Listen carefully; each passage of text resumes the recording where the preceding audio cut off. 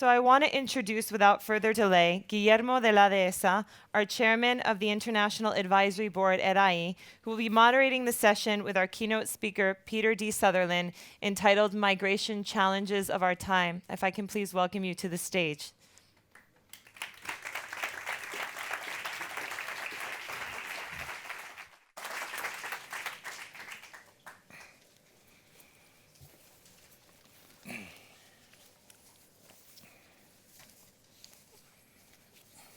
Well, we are extremely privileged today to have with us one of the most important European citizens of the last 4 decades. And he is from a small country, Ireland, but he has projected himself worldwide. Peter Sutherland is United Nations Special Representative of the Secretary General for Migration and Development. He has held his position since 2006 and was responsible for the creation of the Global Forum on Migration and Development. He is president of the International Catholic Migration Commission and member of the Migration Advisory Board of the International Organization for Migrations. And he's now in charge of dealing with the drama of the refugees in Europe. He also serves as non-executive director of the boards of Allianz, Koch Holdings, and BV Group. He is an international advisor to Goldman Sachs, member of the International Advisory Board of British Petroleum, and member of the European Advisory Board of Eli Lilly. And he has served on the boards of 13 large European and US corporations. Peter Sutherland has previously served as Attorney General of Ireland, European Commissioner responsible for competition policy, Chairman of Allied Irish Banks, founding director of the WTO, the World Trade Organization, Chairman of British Petroleum for 13 years, Chairman of the European Trilateral Commission, World Economic Forum Foundation member, Chairman of the London School of Economics and Political Science, and Chairman of Goldman Sachs International. He has received, by the way, 15 doctorates, honorary doctorates from universities in Europe and the United States. Thank you very much, Peter, for making your time to come to stay with us.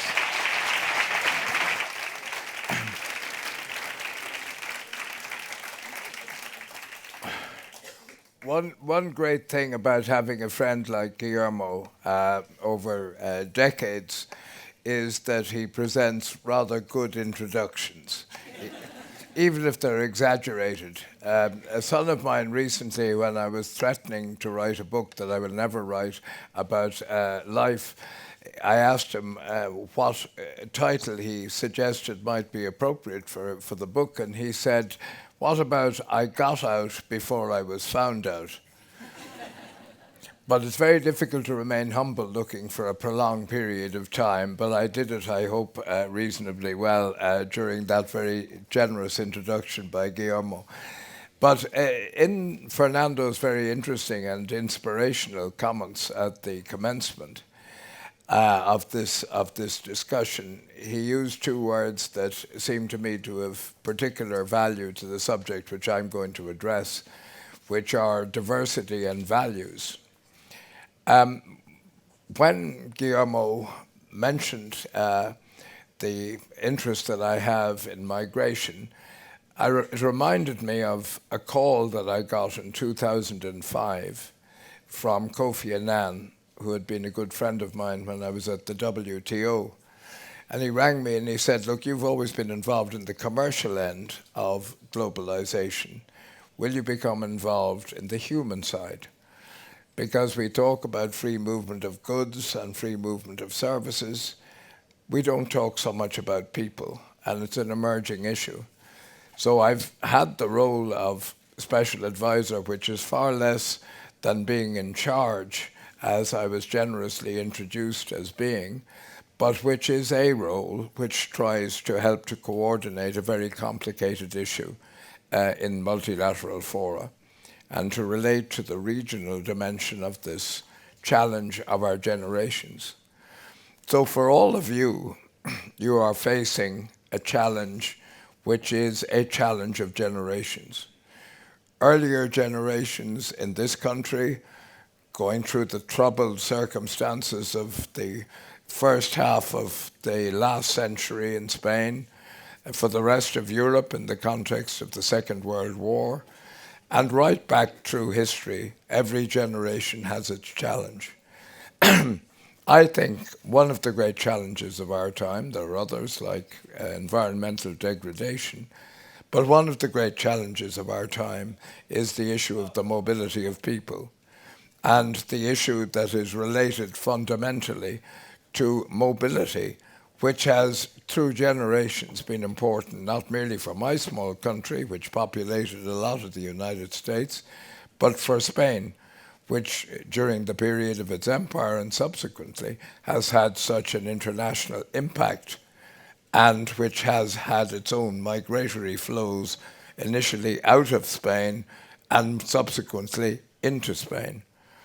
It's an issue, therefore, of our time, and it's exacerbated by the fact that the inequalities which are part of the world in which we live are now issues which are known and understood in a way that wasn't the case before.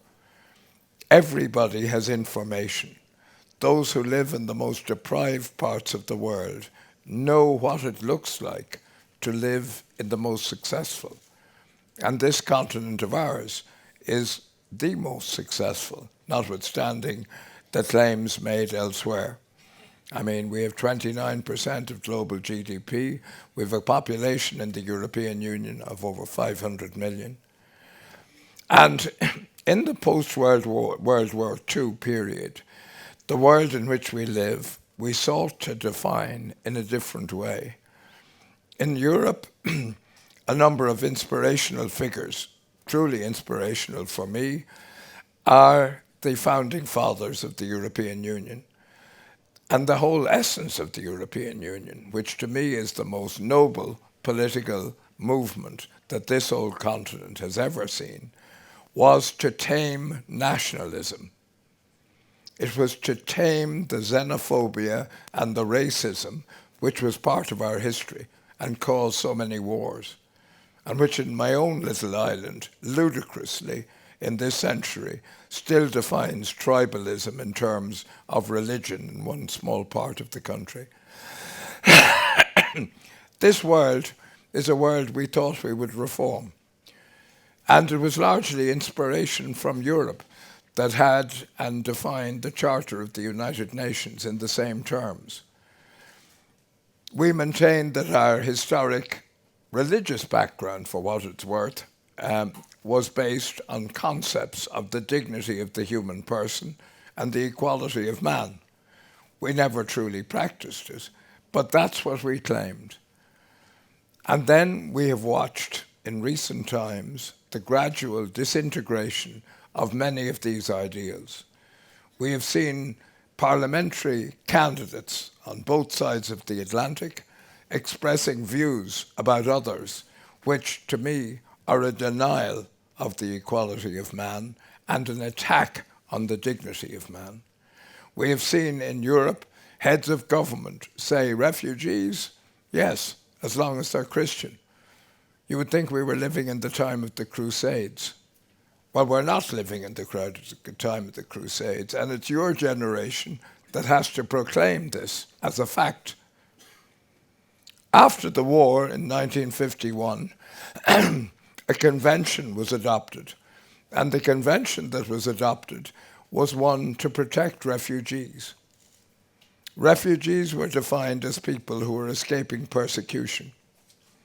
It was subsequently amended in various ways, and war became part of it. It doesn't, however, include all people who are facing mortal danger, but very closely defines those who do. Syrians are the most obvious example. And it took on the obligation of looking after them, providing them with asylum. And it said that this was a global responsibility. It was not a responsibility defined by proximity. Where are we today? 1/4 of the population of the Lebanon are refugees. Virtually the same, not very different in Jordan. Turkey has taken on millions of refugees. In Europe, the responsibility has been largely carried by 2 countries, Greece and Italy. Greece has about 52,000 today, and these refugees are, in effect, increasingly confined to Greece, a country which has had economic turmoil, as we all know, by a series of razor wire fences right up through the Balkans and into Europe, where the great achievement of Schengen, one of the great achievements of the European Union, is gradually demolished by the erection of border fences. Even the Brenner Pass, which has a history between Austria and Italy, now guarded by men with rifles. And as our European Union affects or is affected by this assault of nationalism and protectionism, one has to look at the democratic realities that it is giving rise to. It's giving rise to xenophobic and racist parties in various parts of Europe.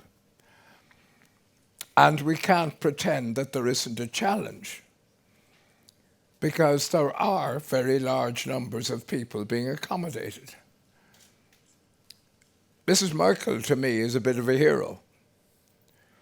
I was standing beside her in Malta at a conference between Europe and Africa not too long ago, and I took the opportunity to whisper in her ear, "You're a heroine." And she said, "Why?" And I said, "Because you are taking political hits for a moral cause." And she said something to the effect, "and for Europe." Because Germany, of course, in a year takes 1 million, or took, during the last couple of years, 1 million or close to 1 million each year. Other countries took none. The Pope brought 12 back in his plane. That 12 Syrians that he brought back is more than 21 countries out of the 28 in the European Union took in the preceding year from Syria. The European Commission is doing its job. In my view, it proposed that there should be a division based on logical grounds between countries, based on population, GDP, unemployment, Uncle Tom Cobley and all. And they created a system that seemed to be sensible and that reflected solidarity within the European Union. Why should Greece and Italy carry them all? Then we all sent down ships, which was a good thing, to save people in the Mediterranean. But many countries sent down those ships only on the basis that as soon as they saved the lives, they could dump those that they had collected in Italy. They didn't offer to take them home. So this is a challenge. It's a challenge because, much though we would like to see the Syrian conflict removed as an issue, nobody looking at what has happened, and I'm no expert on this I'm no expert in any end, but I'm no expert on the political end of this. There's no promise that this is going to be resolved shortly. Now the flows are increasing from Libya. Libya does not have a stable government. You're not dealing with the same type of issue as arose and is arising in the context of the agreement between the EU and Turkey. And the flows from Libya are increasing daily. 2 weeks ago, I was in Sicily, and I went to a camp, and virtually everybody in the camp came from sub-Saharan Africa. Were they refugees? Were they economic migrants? I think more likely than not, the vast majority were economic migrants. Our obligation legally is to provide asylum for refugees. We're not even doing that right. And we have then the enormous number who are not refugees, but are economic migrants. And we've another category within the economic migrants. What about somebody who's escaping from a natural disaster? Just as mortally dangerous to them as the war in Syria is to others. They're not refugees. They have no rights in law to be provided with asylum. And you look at the difference in GDP per capita, even those who are optimistic, and I'm optimistic about Africa and its future. But there are enormous numbers, it must be admitted, and there's no point in trying to deny it, who might well prefer to live in Europe rather than in Africa. So we have to accept that even if one would like total mobility, it's not viable. We have absolute duties, in my view, to refugees. We also have, in my view, to those who might be considered survival migrants, like the ones I mentioned from natural disasters. We have to devise a system of humanitarian visas that works. We have to open up avenues of legal migration if we are to close down avenues of illegal, irregular migration. There has to be a quid pro quo. And whatever the merits of the Turkey agreement, it had this component that Greece would send back to Turkey, and Turkey would accept migrants who were irregular or illegal, had not come across in a normal way. And as a quid pro quo, Europe would accept and distribute a significant number of legal migrants. If you hold out the prospect of legal migration, you have some chance of denying the oxygen that the smugglers need to bring illegal migrants into Europe. Last year, the smugglers made what is estimated to be 7 billion euros with the last pesetas of those who were traveling in leaky boats and taking their lives in their hands, and many of them losing it. That's the world in which we're living. And Europe squabbles and our exporters. It's peculiarly ironic that the most negative, amongst the most negative forces in this European concoction are those from Central and Eastern Europe. Particularly Hungary is surprising, because in 1956 they had a huge refugee exodus, which were duly accommodated under the very provisions of the 1951 Act Convention, which is now challenged. In the late 70s and early 80s, over 1 million in 1 year Vietnamese boat people were accommodated around the world.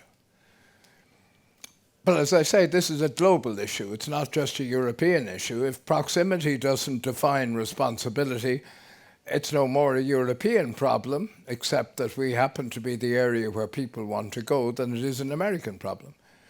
Well, I think that that's beginning to be recognized. I mean, I think amongst the most generous of those opening their doors and their homes and setting up systems to make it work are the Canadians.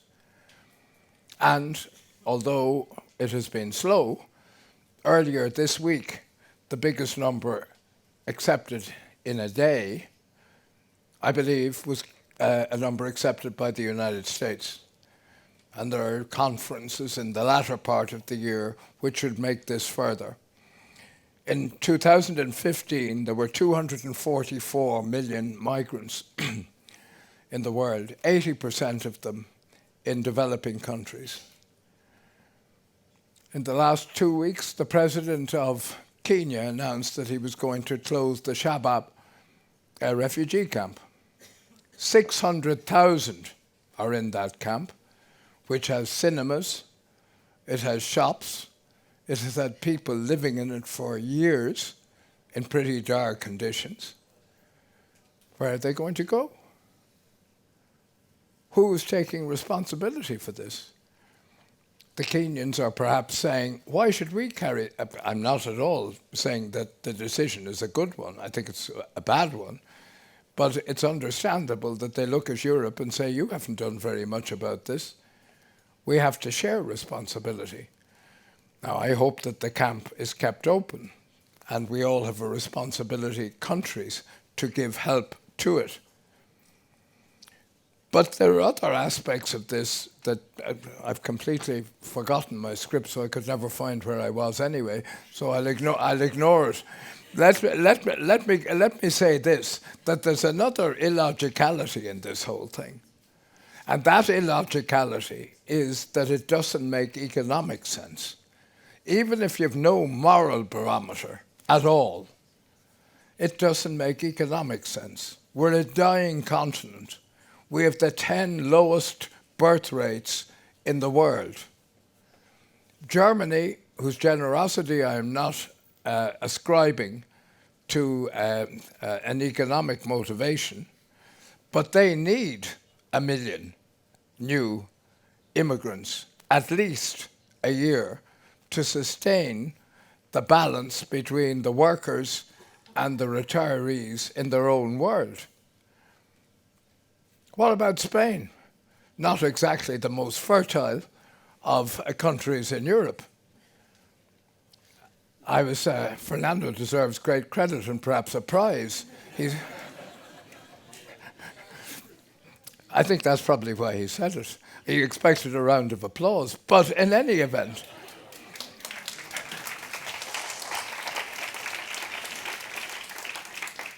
I said there were 244 million migrants. There are only 20 million refugees, only. And our focus is inclined to be on the refugee rather than the migrant. But we also have to find a way to deal more generally with the migrant. His Holiness the Pope has been a great leader in this. This current Pope has made numerous statements about it, and he has visited various places. When he gave his lecture for the Charlemagne Prize last week, he made it clear that he linked the value system in Europe to the migration issue and questioned whether we as an old continent that were proud of our value system were not demonstrating that value system in practice when we come to where we are. He said if we want a dignified future, a future of peace and harmony in our societies, we will only be able to achieve it by working for inclusion. That means, in my view, in particular, cities have to have policies. Cities.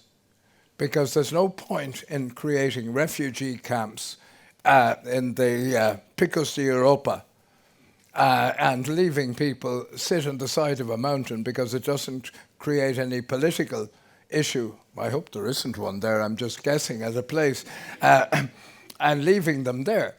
And that's why when I was recently in Athens looking at camps in the last 2 weeks, the mayor of Athens said, in fact he pointed to Madrid and Barcelona as places where mayors were trying to do something on this very issue. And he was saying we can't allow ghettos to be created as they have been in other countries. We have to work at an integration system And we all have to be involved in society in making it work. But I was talking earlier about and got lost on the issue about the positive value. The IMF says that by taking high numbers of refugees, Germany and Sweden, who are the best at this, will increase their GDP over and above the rate that would otherwise be expected by 1% in each case. And the evidence is irrefutable that the amount paid by way of income tax and the effect on growth of a growing population from migrants is far greater than any benefits that are received. Germany today has 9.11 million foreigners in a population of 80 million. My own little country, incidentally, I think has 15%. And when we were going through the trauma that you were going through, the educated young Irish people left and a great deal of migrants came in. And in fact, the population generally, I think, went up. So there are strange movements here. But whatever way you look at it, you're talking about societies that have to be, in the future, far more inclusive, far more integrated than they were in the past. We're all proud of our nation. There used to be a song when I was at school, for understandable reasons, with a refrain. And the refrain was, "Thank God we're surrounded by water." Think about it. And that's the way perhaps we used to think because of our neighbour. And perhaps the Brexit debate is evidence that that mentality is shared by at least, hopefully, a minority in the United Kingdom. Thank God we're surrounded by water. But even if you are surrounded by water, you're not in reality. The world of migration is different to the world that used to exist. And that world is a world of globalization, where we take the benefits of exporting Thara to Asia, to South Africa, to South America, to all over the world. We must also accept the responsibility of accepting the mobility of people, particularly in the defined moral contexts which I've been trying to describe. I think where we are today is in a world that is changing and is challenging. I was at a dinner in a country recently where there were a lot of young, able, upwardly mobile people, just like all of you. And there were some old people too, who probably still thought that they were upwardly mobile, but may not have been. But in any event, I said, in regard to this and other challenges of our time, how many of you are involved in politics? Everybody looked at everybody else and rapidly shook their head. And how many of you, the older generation, have children who are interested in politics? You could see from the expressions, you must be mad. No way do we want our children involved in it. I think there's a generational requirement for everybody here to be involved in politics. I don't mean that you have to run for politics, but this is all a political issue.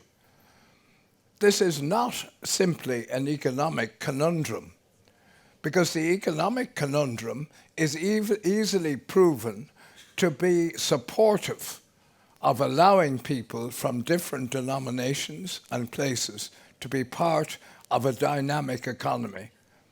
It caused the United States to be where it is.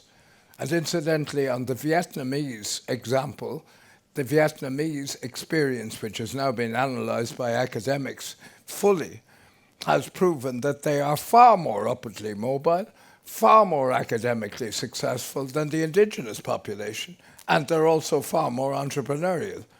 And that can be said generally of migrants everywhere. So we are, therefore, at a moment, as I've said, of challenge. We have a huge and continuing problem which there is no magic wand that can be used to wave away.